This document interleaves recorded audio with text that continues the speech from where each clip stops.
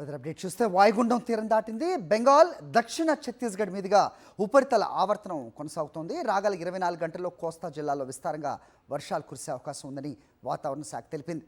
కోస్తాంధ్ర, దక్షిణ కోస్తాంధ్ర, రాయలసీమ, యానాం ప్రాంతాల్లో కొన్ని చోట్ల మోస్తరు వర్షాలు లేదా ఉరుములతో కూడిన జల్లులు పడే అవకాశం ఉంది.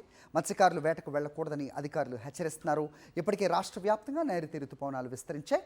గంటకు 40 నుంచి 50 కిలోమీటర్ల వేగంతో ఈదురుగాలులు వీచే అవకాశం ఉందని వాతావరణ శాఖ వెల్లడించింది. ఇవాళ శ్రీకాకుళం, విజయనగరం, మన్యం, అల్లూరి, విశాఖ, అనకాపల్లి, కాకినాడ, కోనసీమ, ఉభయ గోదావరి జిల్లాలతో పాటుగా ఏలూరు, కృష్ణా, ఎన్టీఆర్, బాపట్ల, ప్రకాశం, నెల్లూరు, నంద్యాల, వైఎస్ఆర్, తిరుపతి జిల్లాల్లో అక్కడక్కడ తేలికపాటి నుంచి మోస్తరు వర్షాలు కురుస్తాయని ఏపీ వాతావరణ శాఖ తెలిపింది.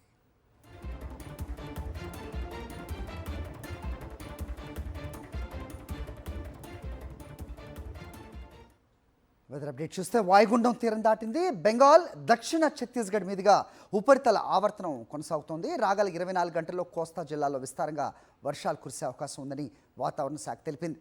కోస్తాంధ్ర, దక్షిణ కోస్తాంధ్ర, రాయలసీమ, యానాం ప్రాంతాల్లో కొన్ని చోట్ల మోస్తరు వర్షాలు లేదా ఉరుములతో కూడిన జల్లులు పడే అవకాశం ఉంది. మత్స్యకారులు వేటకు వెళ్లకూడదని అధికారులు హెచ్చరిస్తున్నారు. ఇప్పటికే రాష్ట్ర వ్యాప్తంగా నైరుతి రుతుపవనాలు విస్తరించాయి.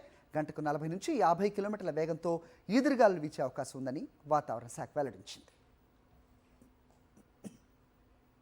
ఇవాళ శ్రీకాకుళం, విజయనగరం, మన్యం, అల్లూరి, విశాఖ, అనకాపల్లి, కాకినాడ, కోనసీమ, ఉభయ గోదావరి జిల్లాలతో పాటుగా ఏలూరు, కృష్ణా, ఎన్టీఆర్, బాపట్ల, ప్రకాశం, నెల్లూరు, నంద్యాల, వైఎస్ఆర్, తిరుపతి జిల్లాల్లో అక్కడక్కడ తేలికపాటి నుంచి మోస్తరు వర్షాలు కురుస్తాయని ఏపీ వాతావరణ శాఖ తెలిపింది.